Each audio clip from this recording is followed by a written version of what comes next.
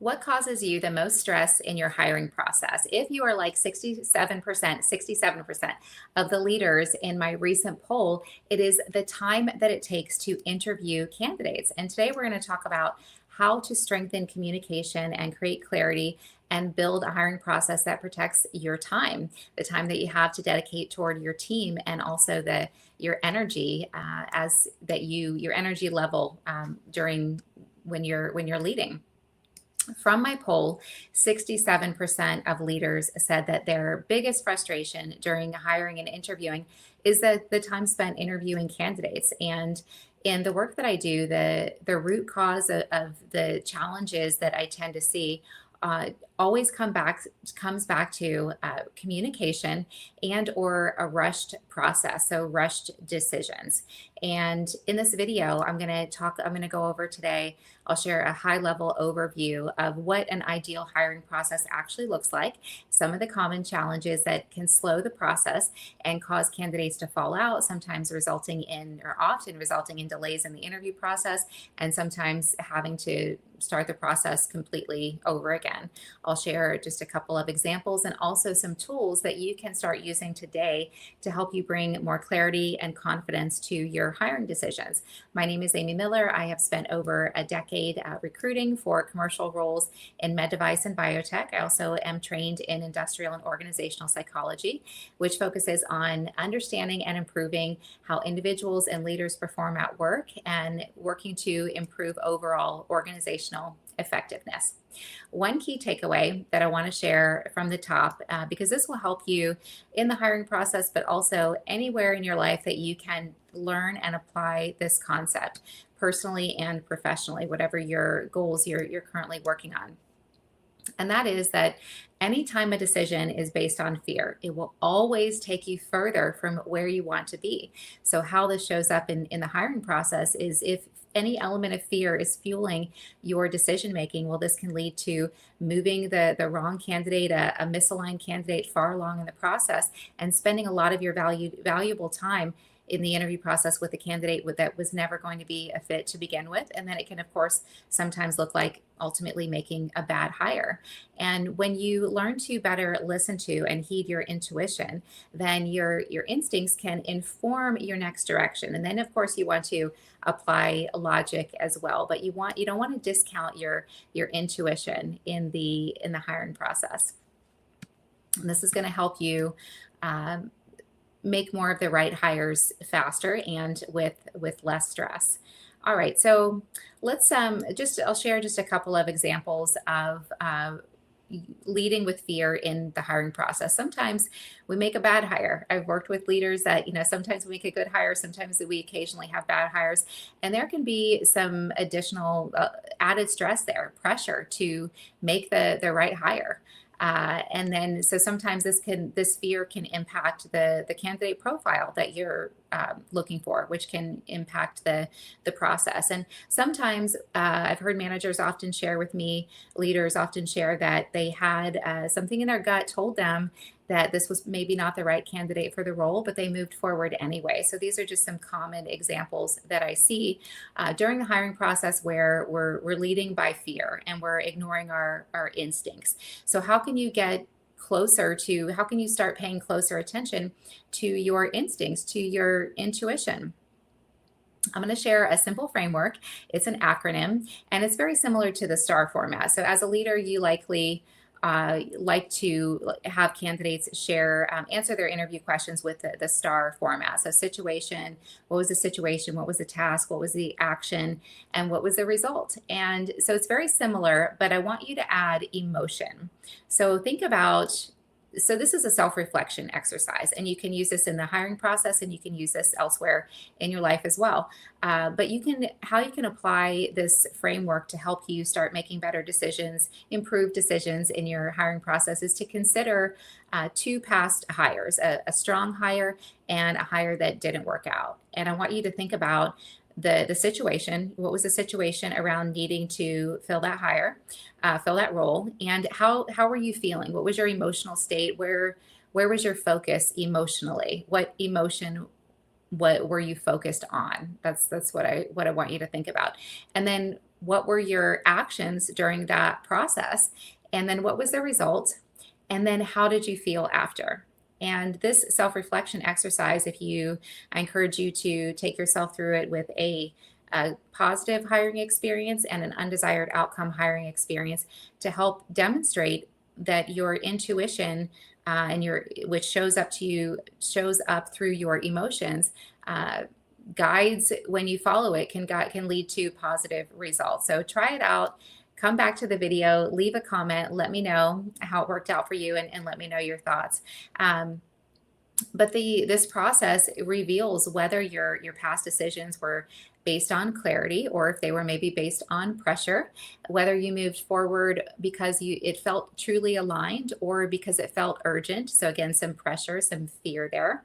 And sometimes when we or it'll also show if help you to uncover if you potentially ignored your instincts and that later became a problem. And this awareness can help you pay closer attention to your instincts moving forward so that you can heed them and then avoid the challenge on the back end when we that stress from spending too much time with the wrong candidate and having to start the process over again, or of course making a bad hire.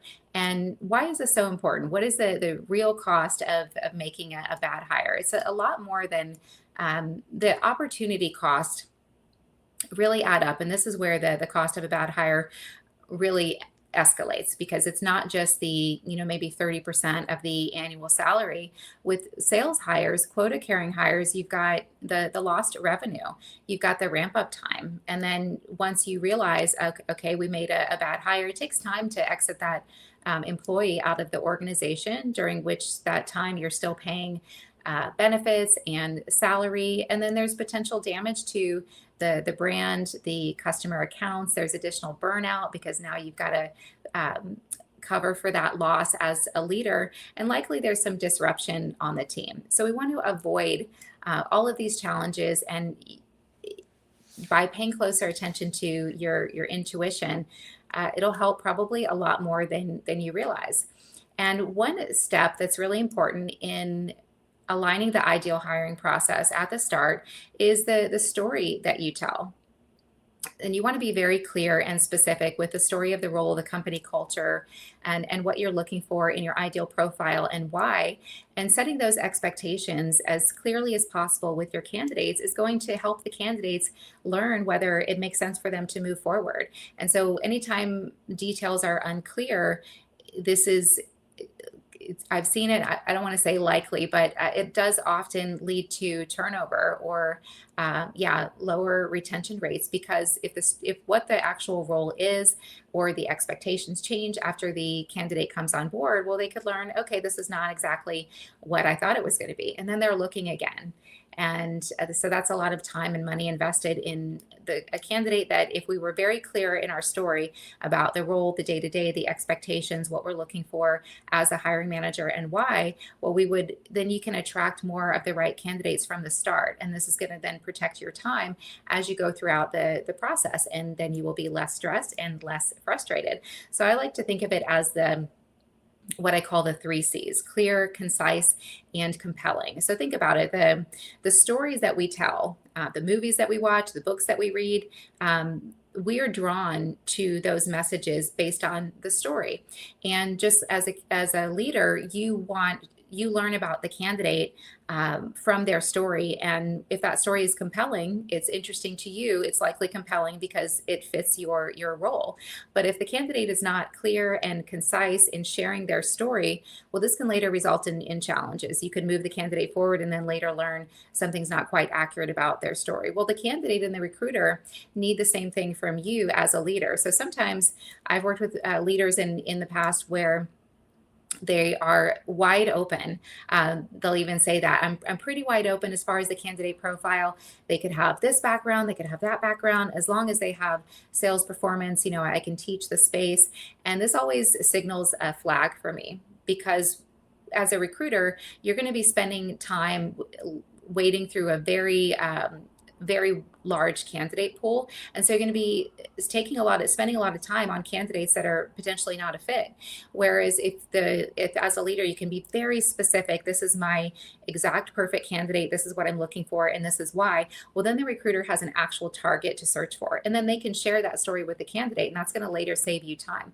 Otherwise, you're going to spend time interviewing candidates that are not exactly your perfect fit. And then maybe you do get one that's your perfect fit, and you've already spent a lot of time. That's time that you could have saved interviewing candidates that were not truly, what you wanted. So trust that your recruiter knows what they're doing if you have a good relationship with your recruiter. We understand that sometimes we check some of the boxes and not all, and the candidate can still be a great fit. So it's ideal to have 3 candidate profiles. So your perfect candidate, and then maybe 2 other profiles that maybe don't check every box, but they're still a potential candidate. But we want to be clear, we want to be concise, and then if the story that you're telling is what that candidate wants, it's going to be compelling. So there's your 3 C's, and it's going to help you attract more of the right candidates and faster. One of my favorite quotes is by Jordan Peterson. He says, you can have whatever you want, but you have to know what it is. So think about it. I'm sure you have lots of examples that you can think of in your past life, whether it is having to deal with the hiring process or in other areas. When we know what we want, we get there faster. This is why I really struggled at the start of to get my career on track. And this is why I'm passionate about my career coaching program. Because when we really listen to our instincts, they can point us in the right direction. And when we know what that is, we've got a much clearer path. We can at least get started. But when we don't have a clear direction, we fumble around. We maybe go this way and take up some time going that direction, and then realize, okay, this is what we want. This is not what we wanted. Now we got to go this way. And this is life. This happens sometimes, but by spending some time at the start of your search to get real clarity on what you want and why, then you are more likely to get what you want and faster. And just circling back to the challenges, the 2 biggest causes that I often see in my experience, and research shows as well, there's lots of articles. I haven't seen, and I'll continue looking, but I haven't seen a lot of empirical journal articles on medical sales roles specifically, and the causes of poor retention and delays in the process. But there's a lot of other research out there. But I'd like to hear your thoughts as well. But if you think about it and you think back to delays in the hiring process and or bad hires, you can probably trace it back to ineffective communication and or a rushed process, like skipping steps in the process that are essential. Why? Due to fear or pressure. We've got to get boots on the ground in time for product launch. I really need to backfill this role. I'm really stressed covering for my team. We want to make the right hire, and you can combine steps, you can move steps around, but we don't want to skip essential steps and rush the process. And we want to have that effective communication throughout the whole process with the candidate, with the recruiter, with the leadership team, so that everybody's aligned on what's going to be the right fit for the role. And this is going to then, if poor communication and a rushed process are the challenge, then the opposite is the solution. And then I mentioned before a little bit about locking in your candidate profile. You want to be very clear and specific on what you're looking for, but another thing that is key is why. So you want to know your must-haves, your no-goes, your nice-to-haves, but then I challenge you to take it a step further and back up each one of your wants with why you want it. Get curious about that, because this way, if what you want and why you want it makes sense, and you give some more thought to that, and you listen to your instincts as you're thinking through the ideal candidate profile, then you're starting with a solid foundation. And if you think about it, whenever you're interviewing a candidate, for example, and they're able to share what they want, but they're not able to articulate why they want it or their reasons for why they want the change or the role, don't really align, this likely gives you pause, and it should. And so if hope I just wanted to share that because it might kind of put it into this idea into perspective. The why is what's driving everything, our decisions. The why is what's most important. The why is the root cause. The why is the fuel behind the goal. We want to have a strong why. So you want that as well in your hiring process. And I want to leave you with so 3 tips to help you stay grounded in your hiring process as a leader. And as with everything or a lot of the concepts that I've shared here, you can also take and apply and use these tips to other areas in your life. And I guarantee that they will help you. And these are concepts that I coach on both with hiring and also professionals one-on-one in career coaching. And the first one is to prioritize what matters. So in the hiring process, you want to prioritize what matters most in that moment for you as a leader in moving through the process. And why I often see folks struggle with prioritizing what is meaningful is because they're not trusting their instincts. We have to be able to listen to ourselves to first identify what is meaningful. Now, had I done that at the start of my career search, I would have gotten there much faster. I only figured out at the very end of my 4-year frustration period after graduating college and waiting tables for 4 years and struggling and still not finding my way. Well, one evening I got really fed up and I just kind of just let everything go. And then I got present and then it came to me what I needed to do and how to clarify what was meaningful to me. And then I was able to quickly align my next step. And then I changed my life and got my career started in 3 weeks. So slow is fast, and just taking time to reflect on and focus on, listen to our emotions and our instincts, because they're going to help you prioritize what is meaningful. If you can't trust yourself, you're not going to listen to what feels meaningful to you.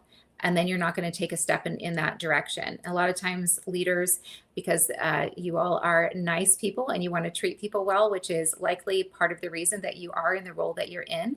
But sometimes leaders will continue moving a candidate forward in the process when they already know that this candidate is not a fit.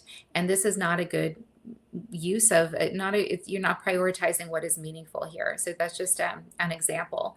And then another concept or idea to help you stay grounded is to use your strengths and your weaknesses or areas of development intentionally. And this will help you just by being more aware of where you're strong and where you're not so strong. This will help you to better leverage your resources across your team. Who can help you in the hiring process? Who's strong in an area that you struggle with? And you can even reach out to your recruiter and ask them for help. Lean on them if you need some support. I've had leaders reach out to me if they're struggling with a decision, and I'm able to help guide them through. So recognize where you need some help by paying attention to your emotions, and that's going to help you be more aware of, this is an area that I'm strong, this is an area that I'm struggling with, so maybe I need a resource. Maybe you need a resource. And then the third one which I've been talking about throughout the entire video, very important, listen to your emotions. If you feel frustrated, it's probably because something's unclear. And I observe this in myself often, and just observing, if I'm feeling frustrated, it's a lot of the time it's because I don't understand something. So it doesn't mean that I'm frustrated at that person, but just by that I'm maybe having a conversation with, trying to understand, and I'm not understanding, this awareness can guide me to communicate more effectively by identifying the clear question that I need, or the specific question that I need, and then asking it in a clear and specific way. And it just helps to take some pressure off of yourself, and it helps to communicating effectively this way also helps to strengthen your relationships, because you're showing up better. And a couple other emotion examples: if you're feeling excited, or if you're feeling curious, this is signaling alignment. And so we want to go in that direction, take a step in that direction. And if you have some hesitation, you're feeling a pause, well, this is a signal that you need more information, and you want to use that signal to help guide your next direction, that next question that you want to ask, that next step in the interview process.